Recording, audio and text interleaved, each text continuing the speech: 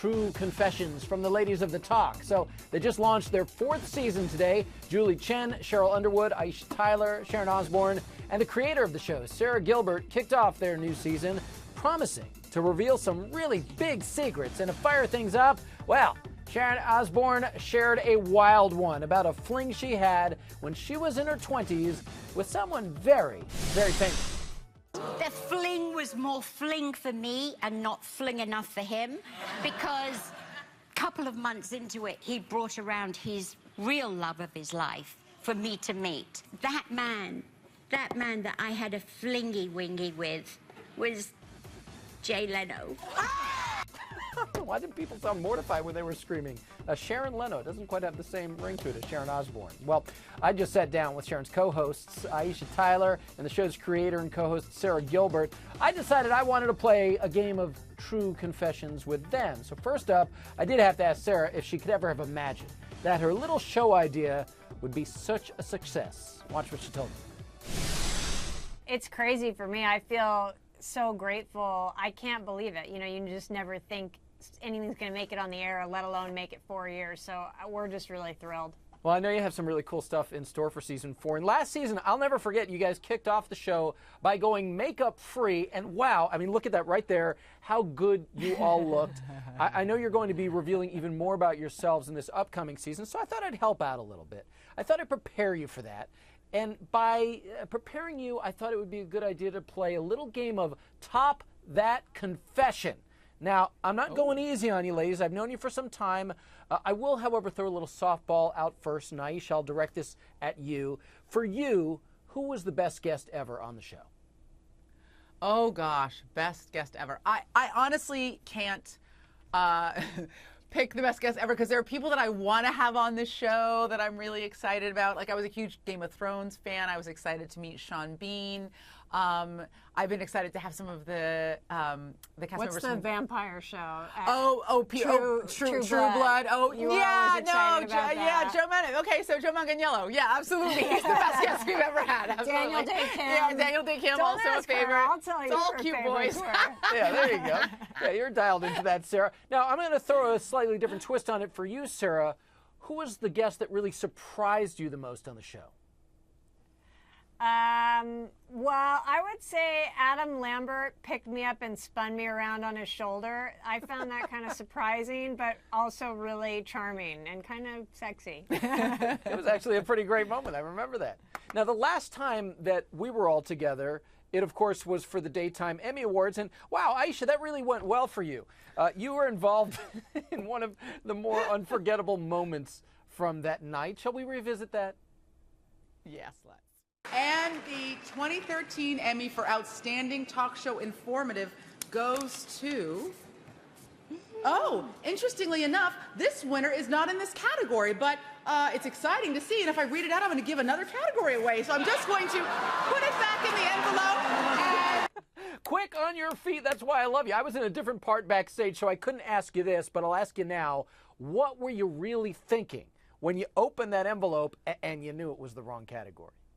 Well, I was thinking a lot of things I can't say on television. Variations of, oh, crap. But, you know, what's interesting is watching the footage back, it all happened so quickly. But when it was happening, it felt like a million hours had transpired. Well, also, it was actually much longer than that. And Aisha ended up, like, doing stand-up for a minute while we all just sat there like we didn't help at all. And, in fact, we said we would have just read the wrong answer. Like, we would have been in so much trouble if she wasn't there. No, I had but one I of even those... remember looking at it and thinking... I was gonna like looking at it and seeing that it was the wrong winner, and then thinking I'll read this out as a joke, and then thinking I can't do that. I'll get all of that happened in the moment between when I saw it and when I said I can't read this out and give it away. I was like, oh, haha, this is wrong. Oh, I'll read it out as a joke. Oh, I can't do that. I'm going to give something else away. What should I do? It was a very surreal moment, but it's amazing that much happens in her brain. Mine's just like the bold and the beautiful. I totally understand, because one of those moments happened to me while I was hosting the show where something really didn't go as it was supposed to, and you do feel like, oh, this is about 13 minutes, and it's really about 5 seconds. Yeah, and you're sweating bullets. Well, you know, in your head, you're like, oh my God, everyone's staring. And by the way, I do remember you said there better be a cocktail waiting for me after this. I assume you got that cocktail? I went and I beat it out of a waiter. Oh, nice, nice. There's a true confession. We're going to put that one down. All right. Now, look, I know how much fun it is doing the show. I have a lot of fun when I'm there with you ladies, but I do know that some days it's actually pretty tough. So, Sarah, this confession from you.